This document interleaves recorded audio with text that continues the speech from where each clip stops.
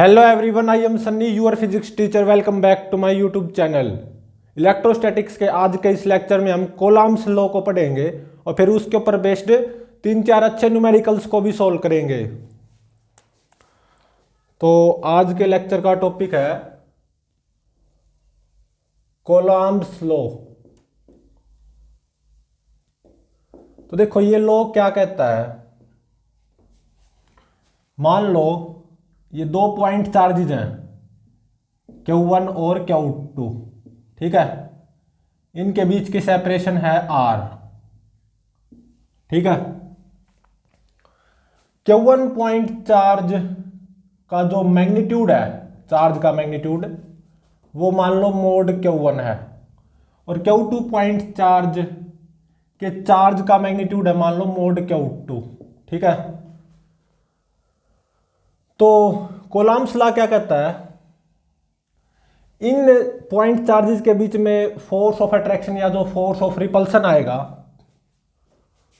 वो किसके directly proportional होगा, मोड ऑफ Q1 और मोड ऑफ Q2, और इनवर्सली प्रोपोर्शनल किसके होगा, पॉइंट चार्जेस के बीच की जो सेपरेशन है ना, इसके इनवर्सली प्रोपोर्शनल होगा। तो एक तरह से जो फोर्स ऑफ अट्रैक्शन या फोर्स ऑफ रिपल्सन आएगा these two point charges will be directly proportional to mod Q1 mod Q2 by में R²। तो यहां पे कांस्टेंट ऑफ प्रोपोर्शनलिटी लगाएंगे हम, वो क्या आता है 1/4πε0 कांस्टेंट ऑफ प्रोपोर्शनलिटी। और मान लो ये पॉइंट चार्जेस एयर में रखे हुए हैं, ठीक है, एयर या वैक्यूम में, ठीक है। तो कांस्टेंट ऑफ प्रोपोर्शनलिटी ये आएगा 1/4πε0, और ये तो है ही mode Q1 mod Q2 by में R²। तो ये जो 1/4πε0 है ना, इसकी वैल्यू कितनी होती है, 9 इंटू में 10⁹ न्यूटन मीटर स्क्वायर पर कोलॉम्ब स्क्वायर, ठीक है। और ε0 इसकी वैल्यू कितनी आ जाएगी यहां से, 8.85 इंटू में 10⁻⁻12 कोलॉम्ब स्क्वायर पर न्यूटन पर मीटर स्क्वायर, ठीक है। ये ε0 ये क्या होती है, इलेक्ट्रिकल परमिटिविटी ऑफ एयर या फ्री स्पेस। फ्री स्पेस की जो इलेक्ट्रिकल परमिटिविटी होती है ना, वो ε0 होती है इतनी, ठीक है। तो अब देखो, मान लो ये पॉजिटिव चार्ज है, ये भी पॉजिटिव चार्ज है, तो एक दूसरे को रिपेल करेंगे ना, लाइक चार्जेस के बीच में रिपल्सिव फोर्स आता है, ठीक है। तो Q2 positive charge Q1 charge पे ऐसे फोर्स अप्लाई करेगा, इलेक्ट्रोस्टैटिक फोर्स ऑफ रिपल्सन, और Q1 Q2 पे ऐसे, ठीक है। और ये F किसके बराबर होगा, इसके बराबर। और मान लो इस डायरेक्शन में यूनिट वेक्टर है, मान लो I कैप, मतलब ये एक्स एक्सिस है, ठीक है। तो इस डायरेक्शन में यूनिट वेक्टर क्या हो जाएगा, -I कैप। तो देखो मैं वेक्टर फॉर्म में लिखना चाहता हूं, फोर्स, इलेक्ट्रोस्टैटिक फोर्स ऑन 2/1, ये क्या हो जाएगा, फोर्स का magnitude 1/4πε0 mode Q1 mod Q2 by में R², और इस डायरेक्शन के along unit vector I cap. ऐसे ही मैं इस फोर्स को वेक्टर फॉर्म में लिखना चाहता हूं, फोर्स ऑन 1/2, तो इस फोर्स का magnitude 1/4πε0 mode Q1 mod Q2 bye R², इस डायरेक्शन के along unit vector -I cap, ठीक है। अगर दोनों नेगेटिव चार्ज हुए, मतलब मैं यहाँ पे लाइक चार्जेज लेके चल रहा हूँ, अगर दोनों नेगेटिव है तो भी रिपल्सिव फोर्स आएगा यही, ठीक है। अब मान लो एक पॉजिटिव हुआ एक नेगेटिव हुआ, ये पॉजिटिव है मान लो और ये नेगेटिव है, ठीक है, ठीक है ना। मान लो ये पॉजिटिव चार्ज है और ये नेगेटिव, ये है नेगेटिव चार्ज, ठीक है, और इनके बीच की सेपरेशन है आर, और ये एयर में रखे हुए हैं या वैक्यूम में, फ्री स्पेस में। और देखो ये प्लस Q1 चार्ज है, ये माइनस Q2 चार्ज है, एक तरह से ये पॉजिटिव चार्ज और ये नेगेटिव, ठीक है। तो इनके बीच में फोर्स ऑफ अट्रैक्शन आएगा ना, इलेक्ट्रोस्टैटिक फोर्स ऑफ अट्रैक्शन, ये इस पे ऐसे electrostatic force of attraction apply करेगा, ये इस पे ऐसे electrostatic force of attraction apply करेगा F। मैग्नीट्यूड सेम आएगा ना, ठीक है, डायरेक्शन अपोजिट आएगी, और इनके बीच की जो सेपरेशन है ये मान लो R है, तो ये F किसके बराबर आएगा, 1/4πε0। ये जो पॉइंट चार्ज है इसके चार्ज का मैग्नीट्यूड Q1, ये पॉइंट चार्ज नेगेटिव है, इसके चार्ज का मैग्नीट्यूड Q2 हो जाएगा बाय में R²। अब इसको वेक्टर फॉर्म में भी लिख सकते हो। तो देखो मान लो ये मैंने एक्स एक्सिस मान ली, इस डायरेक्शन के अलोंग यूनिट वेक्टर आई कैप आ जाएगा, इस डायरेक्शन के अलोंग माइनस आई कैप। तो electrostatic force on 2/1 in vector form, ये क्या लिखा जाएगा, मैग्नीट्यूड 1/4πε0 Q1 Q2 बाय में R², और इस डायरेक्शन के along unit vector minus i cap. अब ऐसे ही force, electrostatic force on 1/2 in vector form, ये क्या लिखा जाएगा, मैग्नीट्यूड 1/4πε0 Q1 Q2 बाय में R², और इस डायरेक्शन के अलोंग यूनिट वेक्टर जो कि आई कैप है, ठीक है। तो अब देखो मान लो यही पॉइंट चार्जेज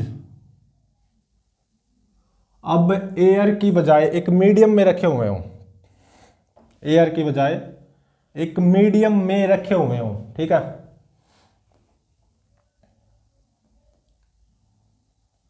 Q1 Q2 मान लो दोनों पॉजिटिव चार्ज हैं, अब एक मीडियम में है ये, अदर देन एयर या अदर देन वैक्यूम, किसी मीडियम में है, ठीक है, जिसकी जो इलेक्ट्रिकल परमिटिविटी है वो एप्सिलॉन है। Electrical permittivity of this medium, जिस मीडियम में ये दो पॉइंट चार्जेज रखे हुए हैं, ठीक है, पॉइंट चार्जेज के बीच की सेपरेशन R।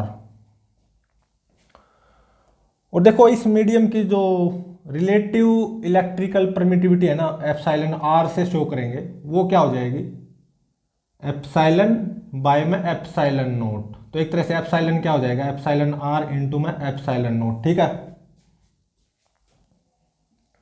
तो देखो ये जो रिलेटिव इलेक्ट्रिकल परमिटिविटी होती है ना, एप्सिलॉन R से शो करते हैं, इसको K से भी डिनोट कर देते हैं कई बार, ठीक है, जिसको dielectric constant of the medium भी बोलते हैं, ठीक है। तो देखो मान लो दोनों पॉजिटिव चार्ज हैं तो एक दूसरे को रिपेल करेंगे, तो रिपल्सिव फोर्स ऐसे आएगा F, electrostatic force of repulsion F ऐसे आएगा ना। तो देखो मान लो ये दोनों पॉजिटिव चार्ज है, ठीक है, तो ये F electrostatic force of repulsion between these two point charges, वो क्या आएगा,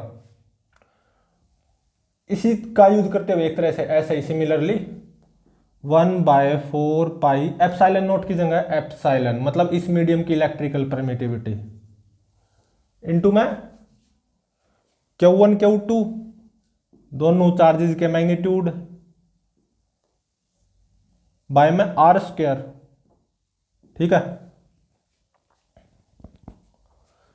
तो देखो मान लो ये दोनों पॉजिटिव चार्ज थे, तो ये जो फोर्स ऑफ रिपल्सन मतलब इलेक्ट्रोस्टैटिक फोर्स ऑफ रिपल्सन, ये F, ये किसके बराबर आया था 1/4 pi epsilon naught Q1 Q2 by R square, है ना, एयर में, जब ये एयर में थे। और इस मीडियम में जो इलेक्ट्रोस्टैटिक फोर्स ऑफ रिपल्शन आया between these two point charges, वो ये आया है। एप्सिलॉन की जगह मैं क्या पुट कर सकता हूं, एप्सिलॉन R इंटू में epsilon not, epsilon R into में एप्सिलॉन नॉट, ठीक है। तो एक बार F एयर बाय में F मीडियम करना, F air by F medium, ये क्या आ जाएगा, ये एप्सिलॉन R के बराबर आ जाएगा, ठीक है, या K, ठीक है। और देखो यहां पे ये जो रिलेटिव इलेक्ट्रिकल परमिटिविटी होती है ना एप्सिलॉन R, या इसको हम डाइलेक्ट्रिक कांस्टेंट के भी बोल सकते हैं मीडियम का, ये 1 या 1 से ज्यादा होता है, ठीक है।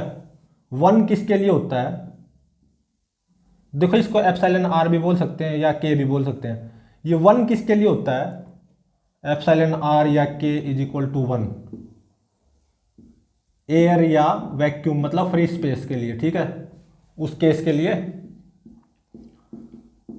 और अगर मान लो ये मीडियम वाटर हो ना, तो ये जो एप्सिलॉन R की वैल्यू आएगी ना फॉर वाटर, अगर ये मीडियम वाटर होता, या एप्सिलॉन R या K की वैल्यू फॉर वाटर, मीडियम क्या हो वाटर, ये 80 आती है। तो देखो ये तो K है, ये 1 या 1 से ज्यादा ही होगा, 1 से ज्यादा ही होगा ना, या एप्सिलॉन R या K 1 से ज्यादा ही होगा। तो मान लो पॉइंट चार्जेस के बीच की सेपरेशन सेम है एयर में और इस मीडियम में, तो एयर में इलेक्ट्रोस्टैटिक फोर्स ऑफ रिपल्सन वो ज्यादा आएगा, या इलेक्ट्रोस्टैटिक फोर्स ऑफ अट्रैक्शन या इलेक्ट्रोस्टैटिक फोर्स ऑफ रिपल्सन जो भी है, F air is equal to epsilon R F medium. Epsilon R 1 से ज्यादा ही है ना, तो इलेक्ट्रोस्टैटिक फोर्स ऑफ अट्रैक्शन या electrostatic force of repulsion between 2 point charges placed in air will be greater than electrostatic force of attraction or electrostatic force of repulsion when same point charge is placed in a medium other than air, और separation same है, ठीक है। तो ये बात interesting है यहाँ पे। और देखो ये जो एप्सिलॉन नॉट है ना, इसकी जो डायमेंशन आती है, डायमेंशन ऑफ एप्सिलॉन नॉट, ये जो इलेक्ट्रिकल परमिटिविटी ऑफ एयर है या फ्री स्पेस या वैक्यूम की जो इलेक्ट्रिकल परमिटिविटी है, ये याद रखनी होगी। इसकी जो डायमेंशन आती है ना, वो क्या आती है, इज इक्वल टू, इसको आप ड्राइव कर सकते हो m-1 L-3 T4 A2, ठीक है, ये आती है। और ये किसी मीडियम का जो ये रिलेटिव इलेक्ट्रिकल परमिटिविटी या जो डाइलेक्ट्रिक कांस्टेंट है किसी मीडियम का, वो मीडियम के नेचर के ऊपर डिपेंड करता है, ठीक है। तो ये ध्यान रहे, देखो एक केस तो है एयर वाला, 2 point charges separation R, same point charges separation same R। अगर किसी मीडियम में पुट कर दूंगा ना, तो इलेक्ट्रोस्टैटिक फोर्स ऑफ अट्रैक्शन या इलेक्ट्रोस्टैटिक फोर्स ऑफ रिपल्शन उनके बीच में कम हो जाएगा, मतलब F air will be greater then F medium. और ये मेरा कूलम्ब्स लॉ है, ये क्या था मेरा कूलम्ब्स लॉ। कूलम्ब ने एक तरह से क्या निकाला, पॉइंट चार्जेस के बीच में फोर्स ऑफ अट्रैक्शन या फोर्स ऑफ रिपल्शन कितना आएगा, इलेक्ट्रोस्टैटिक फोर्स ऑफ अट्रैक्शन या electrostatic force of repulsion between 2 point charges कितना आएगा, वो इतना आएगा। ये मेरा कूलम्ब्स लॉ है, ठीक है। अब हम कूलम्ब्स लॉ के ऊपर बेस्ड एक न्यूमेरिकल सोल्व करेंगे। इनफैक्ट एक क्या 4 न्यूमेरिकल सोल्व करेंगे बारी बारी, ठीक है।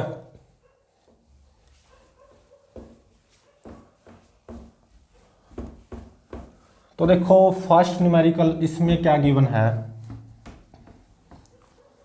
Numerical number first Coulomb's law के ऊपर बेस्ड है। इसमें देखो क्या गिवन है,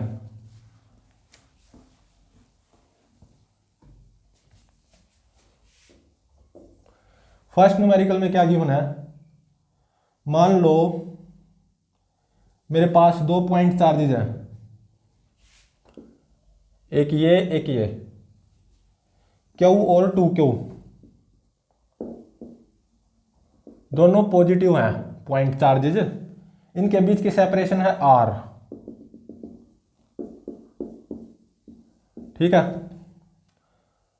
और ये एक मीडियम में रखे हुए हैं जिसका जो डाइलेक्ट्रिक कांस्टेंट है ना वो K है, तो दोनों पॉजिटिव चार्ज है, तो इलेक्ट्रोस्टैटिक फोर्स ऑफ अट्रैक्शन आएगा, वो मान लो F आया,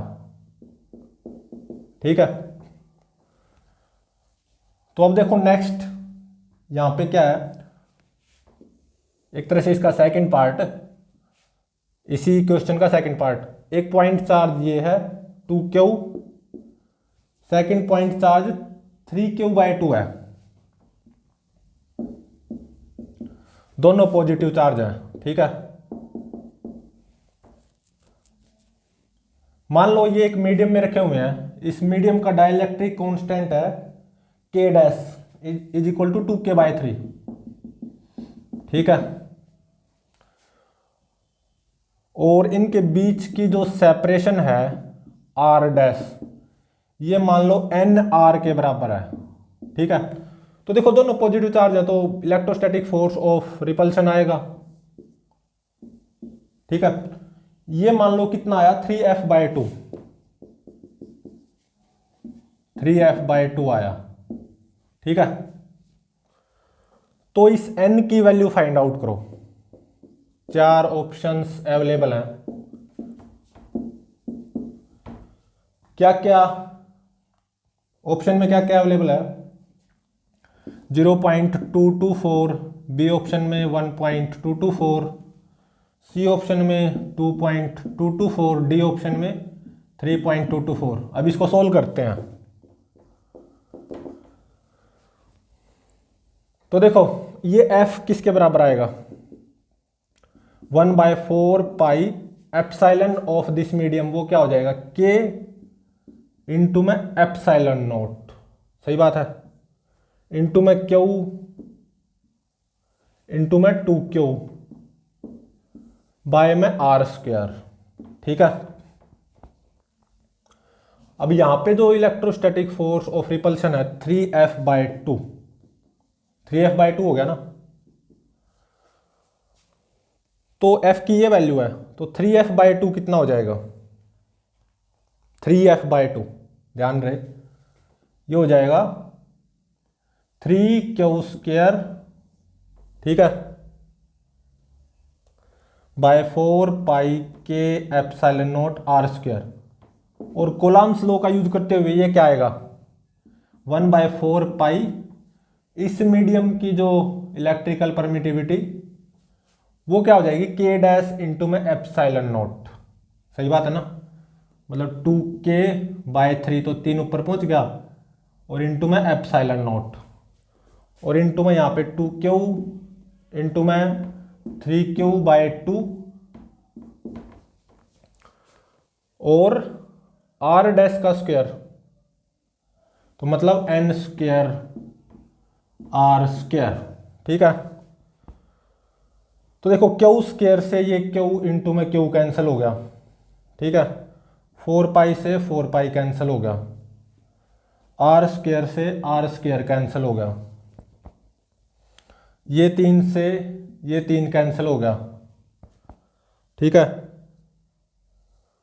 और K एप्सिलॉन नोट से K एप्सिलॉन नोट कैंसिल हो गया, ठीक है। तो इस तरफ तो सब कुछ कैंसिल हो लिया, ठीक है ना। तो ये 2 से ये 2 कैंसिल हो गया और ऊपर बच गया 3 और नीचे 2n²। तो 3 बाय में 2n² इज इक्वल टू 1। तो 2n² is equal to 3, n² 3/2। तो n कितना आ गया, √3/2 और ये आएगा 1.224। ये मेरा आंसर होगा। ऑप्शन बी इज करेक्ट, ठीक है। अब देखो नेक्स्ट न्यूमेरिकल, सेकंड न्यूमेरिकल में देखो क्या गिवन है। अगेन कूलम्ब्स लॉ के ऊपर बेस्ड है, ठीक है। तो देखो सेकंड न्यूमेरिकल में क्या गिवन है। मान लो मेरे पास एक चार्ज है, क्यू चार्ज, इसको मैंने 2 हिस्सों में बांट दिया, एक x तो दूसरा ऑब्वियसली क्यू माइनस एक्स हो जाएगा। तो एक पॉइंट चार्ज ये हो गया x, दूसरा पॉइंट चार्ज ये हो गया क्यू माइनस एक्स। इनके बीच की सेपरेशन है मान लो r, ठीक है। ये x और ये क्यू माइनस एक्स, इसको थोड़ा सा ऊपर लिख देता हूं। तो देखो मान लो ये दोनों पॉजिटिव हैं, ऐसा मानो थोड़ी देर के लिए। तो इनके बीच में इलेक्ट्रोस्टैटिक फोर्स ऑफ रिपल्सन आएगा F, ठीक है। तो यहां पे फाइंड आउट क्या करना है, x की वैल्यू फाइंड आउट करो कि ये इन दोनों पॉइंट चार्ज के बीच में electrostatic force of repulsion maximum आए।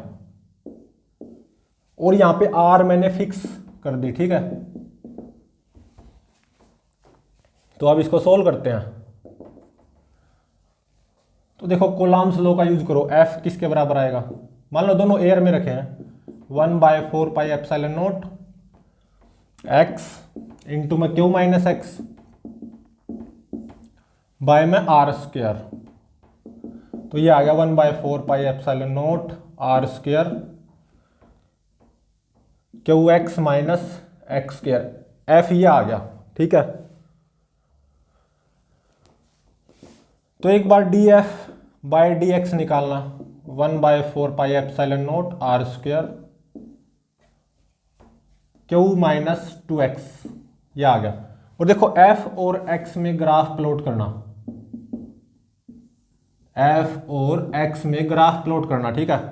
जब x 0 होगा तो F 0 आएगा,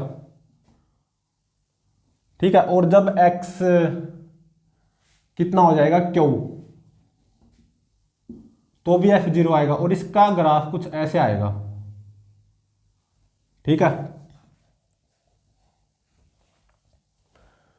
तो x की किस वैल्यू पे F मैक्सिमम होगा, यही तो फाइंड आउट करना है। तो ऑब्वियसली देखो ये लोकल मैक्सिमा होगा ना। तो dF/dx को 0 पुट कर दो, ठीक है। तो dF/dx को 0 पुट करोगे तो क्यू माइनस 2x 0 हो जाएगा। तो यहां से x कितना आ गया, Q/2। ये जो x है ना Q/2, ये पक्का यहां पे ये लोकल मैक्सिमा मिलेगा, चेक भी कर सकते हो। d²F/dx² निकाल लो कितना आएगा। इसको अगेन डिफरेंशिएट करो with respect to x, 1/4πε0 r²। इसका तो 0 हो गया, इसका कितना हो गया -2, नेगेटिव आया है। तो इसका मतलब x is equal to Q/2 ये लोकल मैक्सिमा होगा। d²F/dx² नेगेटिव आया ना, इंडिपेंडेंट ऑफ x की चाहे कोई भी वैल्यू हो, d²F/dx² नेगेटिव आया, x के ऊपर डिपेंड कर ही नहीं रहा। और x is equal to Q/2 पे dF/dx 0 हुआ था, और D square F by D X square negative आया, तो इसका मतलब ये X is equal to Q by two पक्का लोकल मैक्सिमा होगा। ठीक है, तो इनके बीच में जो electrostatic force of repulsion F जो आएगा ना, वो मैक्सिमम कब होगा, जब एक्स कितना होगा क्यू बाय टू, तभी इनके बीच में इलेक्ट्रोस्टैटिक फोर्स ऑफ रिपल्शन ये क्या होगा, मैक्सिमम। और वो मैक्सिमम वैल्यू वो भी फाइंड आउट कर सकते हो वैसे,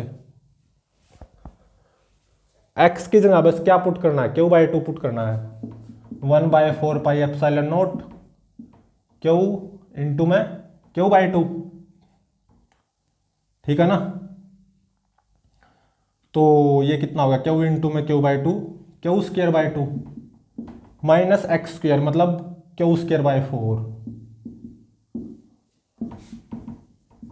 तो यहां से कॉमन ले सकते हैं हम, क्यू स्क्वायर बाय 2 को कॉमन ले सकते हैं। ठीक है, तो 1 माइनस 1/2। ठीक है ना, तो 1 माइनस 1/2 1/2 हो गया। तो 2 दूनी 4, 4 चौक 16, तो ये आ जाएगा Q square by 16 pi epsilon not. ठीक है, तो x की किस वैल्यू पे इन पॉइंट चार्जेस के बीच में फोर्स ऑफ रिपल्शन मैक्सिमम आएगा, क्यू बाय टू पे, और वो जो मैक्सिमम फोर्स ऑफ रिपल्शन आएगा ना वो इतना होगा। ठीक है,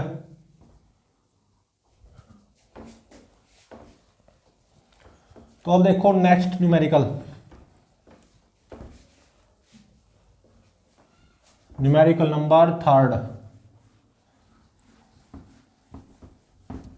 तो देखो इस न्यूमेरिकल में क्या गिवन है, न्यूमेरिकल नंबर 3। मान लो ये एक रफ ग्राउंड है या रफ टेबल है, जो भी है। ठीक है, acceleration due to gravity near the surface of earth G given है। एक ब्लॉक यहां पे रखा हुआ है, मास कितना m, और इस ब्लॉक पे चार्ज है Q. Coefficient of friction between this block and this rough table mu given है। ठीक है, एक दूसरा ब्लॉक यहां पे रखा हुआ है, इसका मास है 2m। ठीक है, इस ब्लॉक पे चार्ज है 3q। Coefficient of friction between this block and this rough ground ये 3 म्यू गिवन है। ठीक है, कितना, 3 म्यू। मान लो इनके बीच की सेपरेशन है d, तो फाइंड आउट क्या करना है, d की मिनिमम वैल्यू, कि ये दोनों यहीं की यहीं पे रखे रहे, मतलब सिस्टम इक्विलिब्रियम पे रहे। ठीक है, d की कम से कम कितनी वैल्यू जरूर होनी चाहिए कि ये यहीं की यहीं पे रखे रहे। ठीक है ना, तो देखो इनके बीच में फोर्स ऑफ रिपल्सन भी आएगा, इलेक्ट्रोस्टैटिक फोर्स ऑफ रिपल्सन। अगर d की वैल्यू एक पर्टिकुलर वैल्यू से कम हुई तो ये इक्विलिब्रियम पे नहीं रहेंगे, लेकिन मैं क्या चाहता हूं ये यहीं के यहीं पे रखे रहे, इक्विलिब्रियम पे रहे। तो वो d की मिनिमम वैल्यू, मतलब d की कम से कम कितनी वैल्यू जरूर होनी चाहिए, वो फाइंड आउट करनी है। ठीक है, तो अब इसको सोल्व करते हैं। तो देखो इस पे ऐसे by this block electrostatic force of repulsion आएगा, इस ब्लॉक पे बाय दिस ब्लॉक ऐसे इलेक्ट्रोस्टैटिक फोर्स ऑफ रिपल्सन आएगा, मैग्नीट्यूड में सेम होता है ना। और मान लो ये इक्विलिब्रियम पे रहे, लेट दीज एट इक्विलिब्रियम, मतलब ये सिस्टम इक्विलिब्रियम पे रहा, मान लो ऐसा है। तो देखो ये सबसे पहले F जो electrostatic force of repulsion between these two blocks, वो कितना आएगा, कोलम्ब्स लॉ का यूज करते हुए 1/4 एप्सिलॉन नॉट क्यू इंटू में 3q बाय डी स्क्वायर, यही आएगा, मतलब 3q स्क्वायर बाय में 4 एप्सिलॉन नॉट डी स्क्वायर। तो देखो मैं मान रहा हूं कि ये यहीं की यहीं पे रखे रहेंगे, ऐसा मैं मान रहा हूं। तो इस पे नेट फोर्स 0 होना चाहिए, तो इसका मतलब ऐसे बाय ग्राउंड इस ब्लॉक पे फ्रिक्शन फोर्स आएगा F, और इस पे भी नेट फोर्स 0 होना चाहिए, तो बाय रफ ग्राउंड इस ब्लॉक पे ऐसे फ्रिक्शन फोर्स आएगा F, ठीक है ना। तो ये दोनों स्टैटिक फ्रिक्शन भी होने चाहिए। अगर ये दोनों आराम से रखे हुए हैं तो इसका मतलब कोई स्लिपिंग नहीं है ना between block and rough ground, तो ये दोनों स्टैटिक फ्रिक्शन भी होने चाहिए। तो इस पे आओ, ये जो F ऐसे फ्रिक्शन फोर्स आया है इस ब्लॉक पे bye rough ground 3q² bye में 4πε0 d², it must be less than और equal to limiting friction mu into में नॉर्मल रिएक्शन, वो कितना आएगा mg। तो यहां से क्या आएगा d, इस इनइक्वालिटी को जब आप सोल्व करोगे d must be greater than और इक्वल टू q इंटू में √3k बाय म्यू mg, ठीक है, इतना आएगा 3k बाय में म्यू mg, ठीक है। और देखो 4πε0 को मैं यहां पे k मान के चल रहा हूं, इनफैक्ट 1/4πε0, इसको मैं k मान के चल रहा हूं 1/4πε0 को k, तो ये 3q² इंटू में k 3k² बाय में d², ये आ जाएगा। तो 3k² बाय में d², तो यहां से d क्या आएगा, d must be greater than और इक्वल टू q इंटू में √3k बाय में म्यू mg, ठीक है। इस इनइक्वालिटी को सोल्व कर सकते हो, यही आएगा, ठीक है ना।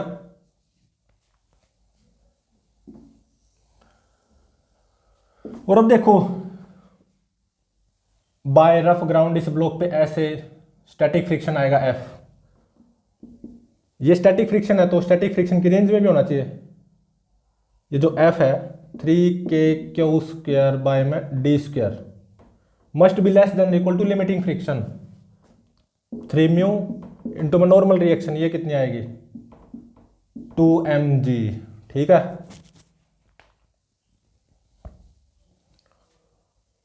तो यहां से इस इनइक्वालिटी को जब आप सोल्व करोगे ये क्या देगी, d must be greater than और इक्वल टू q इंटू में रूट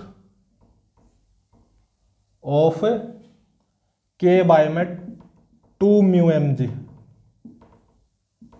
ये देगी, ठीक है। तो अब देखो ये और ये दोनों सेटिस्फाई होनी चाहिए ना, तभी तो सिस्टम इक्विलिब्रियम पे रहेगा। d must be greater than equal to this, d must be greater than और इक्वल टू दिस। अब ये दोनों सेटिस्फाई कब होंगे, तो देखो इसमें और इसमें दोनों में मैक्सिमम देखो कौन है, ये है। तो ये दोनों सेटिस्फाई कब होंगे, जब d will be greater than और equal to maximum of these two. इन दोनों में मैक्सिमम कौन है, इसमें और इसमें, ये है, ठीक है। q √3k बाय में म्यू mg, ठीक है। तो बस d की कम से कम कितनी वैल्यू जरूर होनी चाहिए कि ये सिस्टम यहीं की यहीं पे ऐसे इक्विलिब्रियम पे रहे, दिस या d must be greater than equal to this, या d की minimum value so that system remains at equilibrium, जो कि निकालनी थी। ये कितनी आ गई, q इंटू में √3k बाय म्यू mg, ठीक है।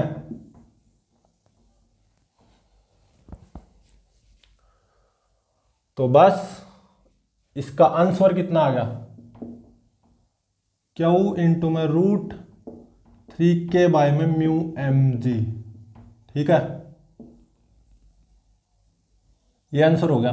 मतलब ये अगर d q इंटू में √3k बाय म्यू mg के बराबर या उससे ज्यादा हुआ, मतलब इनके बीच की सेपरेशन इस सेपरेशन के बराबर या इससे ज्यादा हुई, तो ये आराम से इक्विलिब्रियम पे रहेंगे। हाँ, इनके बीच में इलेक्ट्रोस्टैटिक फोर्स ऑफ रिपल्शन आएगा F इतना, लेकिन फिर भी ये इक्विलिब्रियम पे रहेंगे। ऐसे स्टैटिक फ्रिक्शन भी आएंगे, ठीक है, इक्विलिब्रियम पे रहेंगे, ठीक है। अगर D इस वैल्यू के बराबर या इससे ज़्यादा हुआ, मतलब इनके बीच के सेपरेशन इतनी या इससे ज़्यादा हुई, ठीक है, तो ये इक्विलिब्रियम पे रहेंगे। इक्विलिब्रियम की कंडीशन ही फाइंड आउट करनी थी। तो अब देखो फोर्थ न्यूमेरिकल,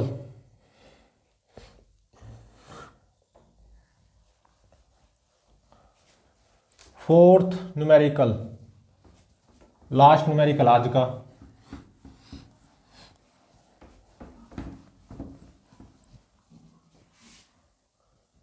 इसमें देखो क्या गिवन है।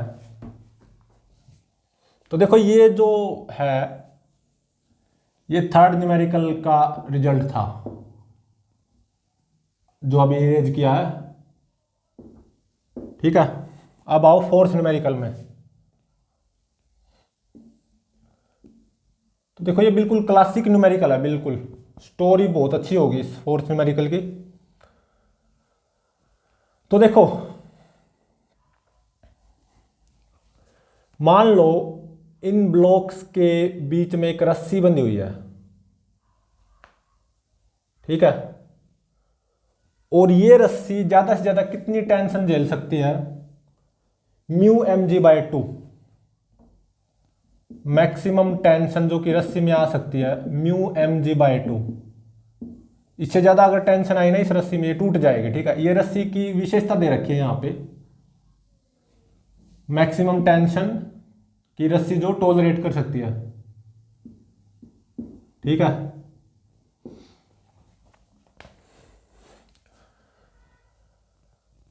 तो अब देखो ये जो F आएगा कितना आएगा, 1/4πε0 Q इंटू में 3Q बाय में d²।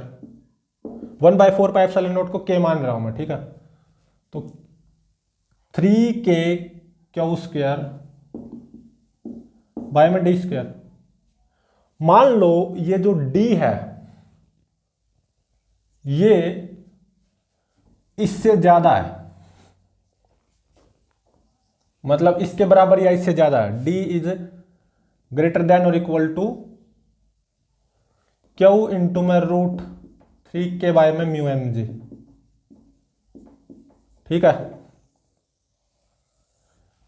तो बिना रस्सी भी ये इक्विलिब्रियम पे रहते ना, तो अब यहां पे रस्सी लगा दी तो ऑब्वियसली इक्विलिब्रियम पे रहेंगे, लेकिन रस्सी में कोई टेंशन नहीं आएगी, रस्सी छलावा होगी, सिस्टम इक्विलिब्रियम पे रहेगा। बिना रस्सी ही इक्विलिब्रियम पे रहता, प्रीवियस न्यूमेरिकल का रिजल्ट होगा ना ये। तो सिस्टम एट इक्विलिब्रियम और जो रस्सी है वो छलावा होगी, दिखावा होगी, ठीक है। मतलब रस्सी में कोई टेंशन नहीं आएगी, नो टेंशन इन स्ट्रिंग, ठीक है। लेकिन अब इसका सेकंड केस देखो जो कि सबसे ज्यादा इंटरेस्टिंग है। अगर D इस वैल्यू से कम हुआ, ठीक है, और मान लो रस्सी भी नहीं टूटी, मतलब D इससे कम हुआ तो रस्सी में टेंशन जरूर आएगी, और मान लो रस्सी नहीं टूटी तो रस्सी में टेंशन आने के कारण ये सिस्टम इक्विलिब्रियम पे रहेगा ऑब्वियसली। ऐसे ब्लॉक्स पे ऐसे इलेक्ट्रोस्टैटिक फोर्स ऑफ रिपल्शन आएगा F दिस। अगर मान लो D इस वैल्यू से कम हुआ तो रस्सी में टेंशन आएगी ऑब्वियसली, बिल्कुल आएगी। और मान लो दोनों ब्लॉक्स इक्विलिब्रियम पे रहेंगे, वो रहेंगे भी, क्योंकि जो एक तरह से ड्राइविंग फोर्स है सिस्टम पे वो जीरो है ना, F ऐसे। तो D इससे कम हुआ, मान लो रस्सी टूटी भी नहीं, रस्सी में tension I, driving force on system zero है ना, F ऐसे कैंसिल हो गए, हाँ हैं ये दोनों, लेकिन सिस्टम पे ड्राइविंग फोर्स जीरो हो गया ना, तो ये इक्विलिब्रियम पे रहेंगे पक्का। तो मान लो रस्सी नहीं टूटी, ठीक है, तो ये बात पक्का कि ये सिस्टम इक्विलिब्रियम पे रहेगा, इसमें कोई डाउट नहीं है, सिस्टम एट इक्विलिब्रियम, ठीक है। तो यहाँ पे रस्सी में टेंशन आएगी obviously, there will be tension in रस्सी, there will be tension T in string, ठीक है। और मान लो रस्सी नहीं टूटी तो ये सिस्टम इक्विलिब्रियम पे रहना है। तो देखो डी इससे कम है तो इसका मतलब रस्सी में टेंशन जरूर आएगी। और मान लो अगर रस्सी नहीं टूटी ना तो ये सिस्टम इक्विलिब्रियम पे रहेगा, क्योंकि इस टू ब्लॉक सिस्टम पे ड्राइविंग फोर्स वो क्या है, जीरो। एफ ये कैंसिल होगी ना, हाँ है ये जरूर लेकिन कैंसिल होगी ना। Driving force on system to block system वो जीरो रहेगा, मतलब सिस्टम इक्विलिब्रियम पे रहेगा, ठीक है। तो एक तरह से इसके इक्विलिब्रियम की कंडीशन फाइंड आउट करनी है। मान लो रस्सी में टेंशन आए और ये सिस्टम इक्विलिब्रियम पे रहे, मतलब रस्सी में टेंशन एक तरह से इससे ज्यादा ना आए, ठीक है। तो जब डी इससे कम होगा तो इस सिस्टम के इक्विलिब्रियम की कंडीशन वही तो हो जाएगी कि रस्सी में टेंशन इससे ज्यादा ना आए। और रस्सी में टेंशन इससे ज्यादा कब नहीं आएगी, जब डी एक पर्टिकुलर वैल्यू से ज्यादा होगा। डी इससे कम जरूर है लेकिन एक पर्टिकुलर वैल्यू के बराबर या उससे ज्यादा होगा, तो वही इक्विलिब्रियम कंडीशन फाइंड आउट करनी है। मतलब रस्सी ना टूटे, रस्सी नहीं टूटेगी तो ये ऑब्वियसली इक्विलिब्रियम पे रहेंगे और रस्सी ज्यादा से ज्यादा इतनी टेंशन झेल सकती है, ठीक है।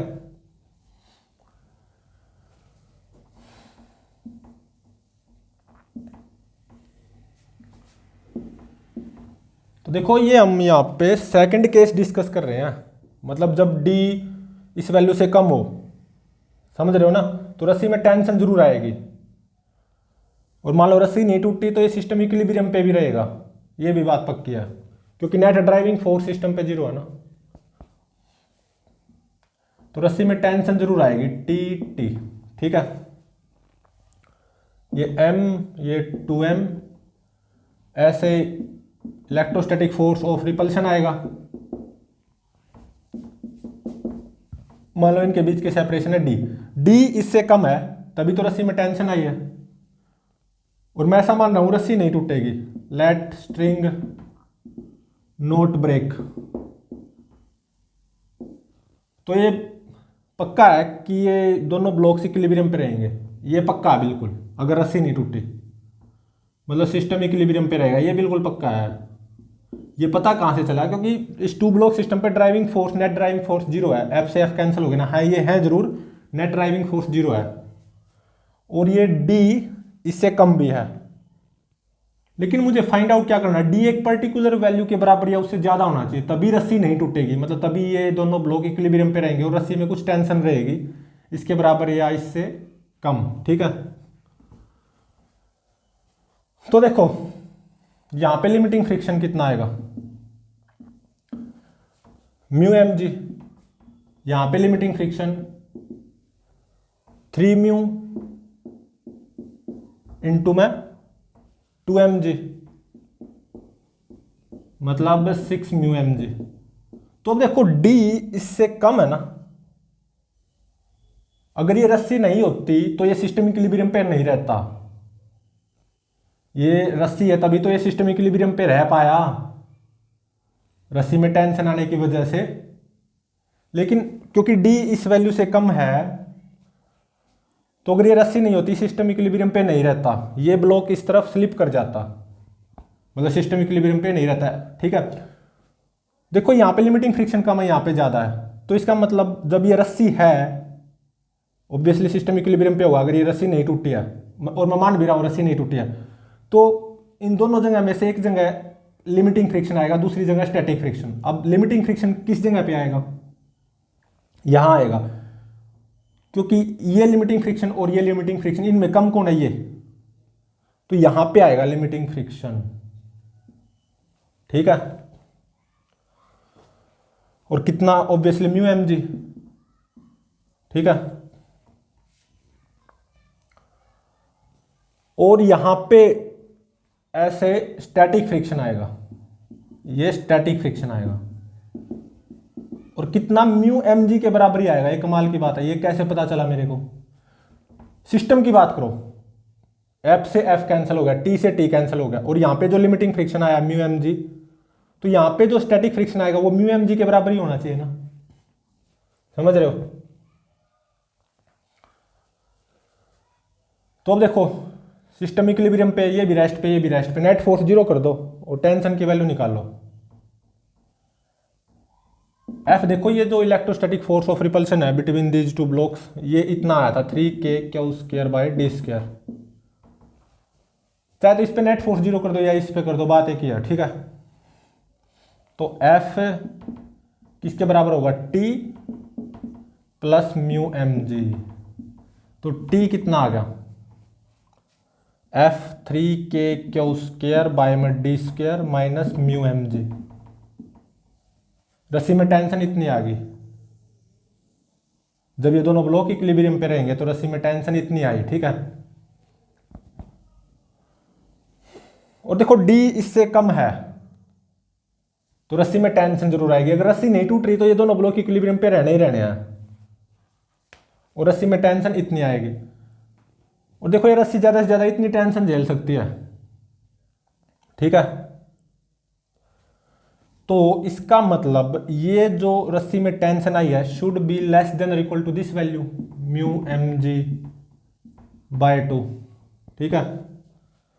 तो 3k² by D square must be less than और equal to mu M G by 2 plus mu M G, मतलब 3 म्यू एम जी बाय 2, ठीक है। तो यहां से क्या आएगा, देखो 3 से 3 कैंसिल हो गया, ये आएगा D must be greater than और इक्वल टू Q इंटू में 2k by mu M G, ये आएगा रूट ऑफ 2k बाय में म्यू एम जी, ठीक है। तो अगर D इस वैल्यू से कम हुआ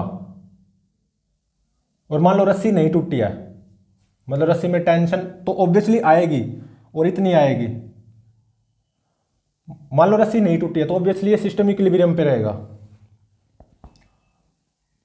तो रस्सी कब नहीं टूटेगी, जब रस्सी में tension mu M G by 2 के बराबर या उससे कम होगी।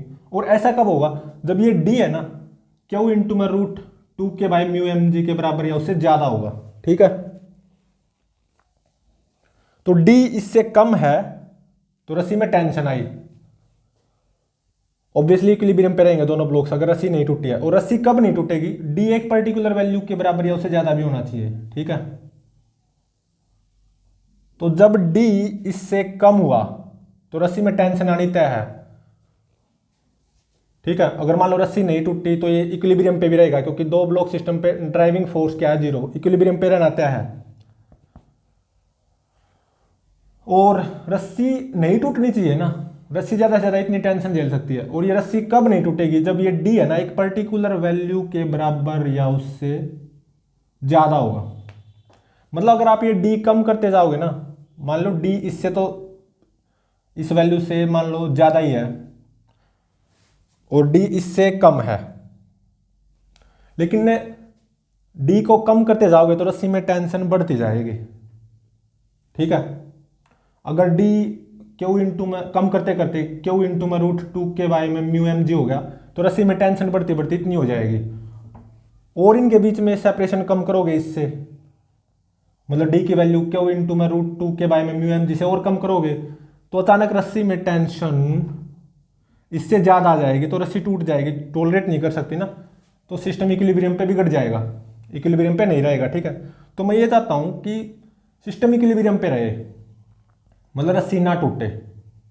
तो इन दोनों ब्लॉक्स के बीच की जो सेपरेशन है ना वो इसके बराबर या इससे ज्यादा होनी चाहिए, ठीक है। तो ये था बिल्कुल अच्छा टेक्निकल न्यूमेरिकल था, ठीक है। तो प्लीज चैनल को लाइक शेयर और सब्सक्राइब जरूर करें।